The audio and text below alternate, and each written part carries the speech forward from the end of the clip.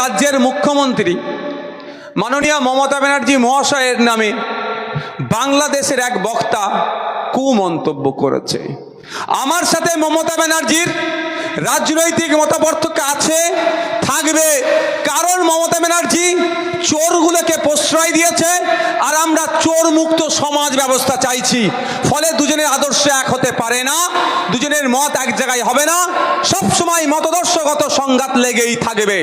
কিন্তু end of the day Mamata Banerjee আমাদের মুখ্যমন্ত্রী, আমাদের রাজ্যের মুখ্যমন্ত্রীকে নিয়ে যে বাজে মন্তব্য বাংলাদেশের এই বক্তা করেছে, আমি পশ্চিম বাংলা থেকে, ভারতবর্ষ থেকে বাংলাদেশের এই বক্তাকে ধিক্কার নিন্দা জানাচ্ছি। ওই বক্তব্য প্রত্যাহারের জন্য এখান থেকে বার্তা দিচ্ছি। সাথে সাথে আমার ভারত সরকারকে বলছি, আপনি বাংলাদেশের ইন্টেরিয়াম গভর্নমেন্টের মাধ্যমে ওই বক্তার কাছ থেকে জবাবদিহি করুন।